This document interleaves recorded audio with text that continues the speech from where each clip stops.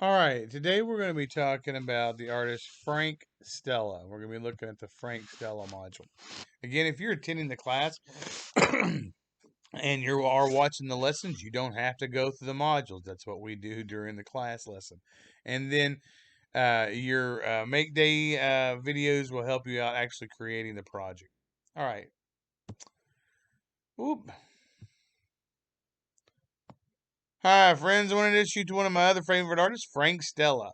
Frank used a lot of lines in his work, and we're going to be looking specifically at how uh, Stella used parallel lines and vertical horizontal lines early on in his work to create simple shapes. We see these diagonal lines, horizontal lines, vertical lines, keeping it simple, and even his use of color is really simple. So, a little bit about Frank Stella. He's an American artist who was born in Massachusetts in 1936.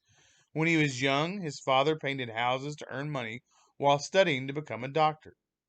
That's when Stella learned about different paints and tools. Later, he attended Princeton University and eventually moved to New York City with encouragement from his teachers. Stella is known as a leading figure in the minimalist movement, though the work he creates today is very different from the works that made him famous.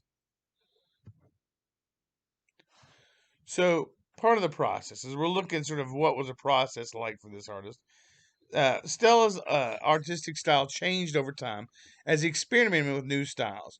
When he was younger, he was inspired by abstract artists like de Kooning, Klein, and was dissatisfied with creating abstract paintings, and he wanted to find a new way to paint. And so when we're looking at our work and what we're going to create, we're going to be looking at two particular sort of periods or two particular elements, I should say, um, uh, well, genres that he worked in.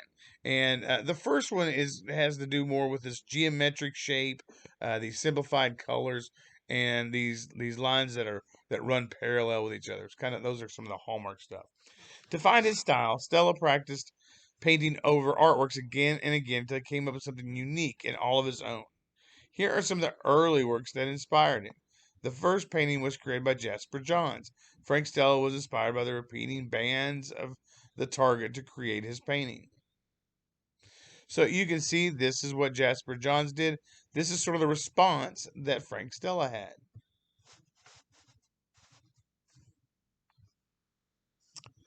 The black painting. Stella's black and white minimalist paintings helped launch his career. While finishing a series called The Black Paintings, he realized he developed the new style that he was looking for. The paintings feature thin or thick lines drawn in geometric patterns.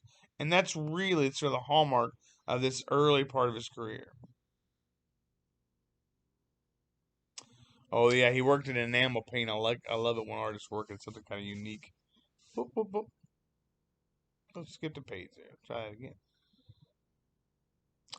Stella's style. Stella's artwork is non-objective because he painted and chose colors from his imagination.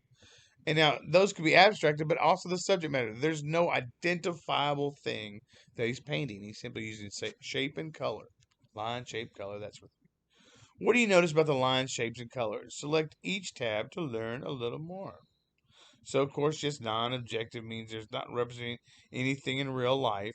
The horizontal lines and vertical lines are created with each square. If you look closely, it also looks like there's invisible diagonal lines that are created by where the vertical and horizontal lines meet. Yes, they do create rhythm and movement, and of course, we've got lots of great perfect symmetry because it's using that repeated same square over and over and over again. Frank Stella sure loved all kinds of lines. Some of his artwork was symmetrical and sometimes it was asymmetrical. Remember, symmetrical is when the two sides of something are exactly the same.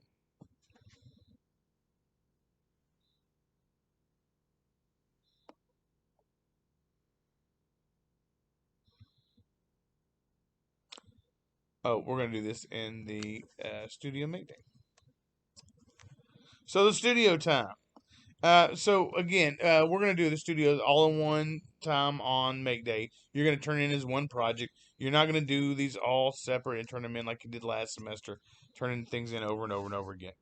But this project, with this little video, can help you with what we're going to do in creating the final piece. We're not going to watch it, but if you want to take a look at it, you're more than welcome to. I'm going to try to keep today's lessons a little short because the Make Day is really long. We're gonna spend a lot of time making some cool Stella stuff. So think outside the canvas. How did Stella come up with this? I mean, the canvas isn't even square. Wish an idea like him. I wonder where I could find my inspiration. So this is the piece, and she's right. There's no corners up there on the canvas. It's not on a rectangle like we normally see. All artists feel stuck sometimes, but asking a friend or family member for suggestions can inspire some new ideas. Stella was interested in his minimal works, but grew frustrated with his canvas. His friend suggested that he change the shape of the surface, so he gave it a try, and it opened up a whole new world for him. So you can see he painted on stars and that sort of thing, on these cool random shapes he decided to paint on, and it just adds a little extra interest to the work itself. Colorful lines. As Stella experimented with color, he realized that line makes color move through his artwork. When you look at his work, a variety of lines, shapes, and colors guide your eyes through the work of art.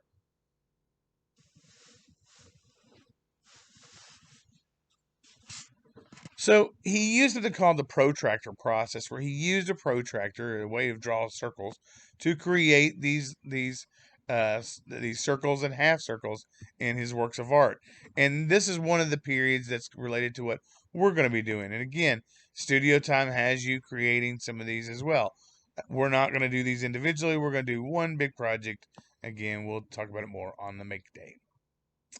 Just like Laura Online needs to change her diet, an artist's style often changes through their careers.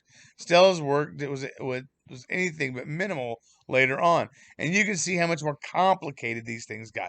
He's got a collage sort of look going on, lots of organic shapes, not so much with the geometric shapes. Wild, crazy color, and not so much those primary and secondary colors. So Stella lines. There's so much variety in Stella's art later work, but that doesn't mean he stopped using lines. See if you can match the lines to the correct name. So diagonal lines, well, those are diagonal lines. Um, Parallel lines, they're all parallel lines. Horizontal lines. I believe that's this one. Yeah. What about parallel lines? Hmm. Yes, because perpendicular lines are going to be your lines come one direction, then intersect them the lines at the 90-degree angle there. All right. Artistic freedom. In his later work, Stella removed the canvas altogether. He needed the freedom to create lines, shapes, and colors in any way he wanted. His new style made many different elements working together to create unity. It was known as maximalist. Stella's new artwork used layers upon elements to create single pieces, and there's no limits. So one of the things he did was use layered patterns, where you've got one type of pattern laid over or working closely next to another type of pattern. He also experimented with computer software and started creating layered sculptures. He used computer assisted design to create some of his artwork. These are really, really very interesting. Now, it's your chance to practice planning your own work. You're going to use interactive video to sketch and express your maximalist attitude. We're going to stop and wrap it up here today. Today's attendance question answer is Jean Michel Basquiat. I'm going to leave this one up here for a second because that's a mouthful. Take your time and write it down. Jean Michel Basquiat. I love Basquiat's work. He was a unique artist. He started off as a graffiti artist. He was part of a duo called Sumo, I believe was the name of it, and they did a lot of graffiti art all through New York. He was discovered essentially by Andy Warhol, who was a particularly famous artist at the time. His art focused on dichotomies such as wealth versus poverty, integration versus segregation, and inner versus outer experience. He appropriated poetry, drawing, and painting and married text and image, abstraction, figuration, and even historical information mixed with contemporary critique. His stuff had all of it. He was well known for his commentary on what was going on in society. Jean Michel Basquiat.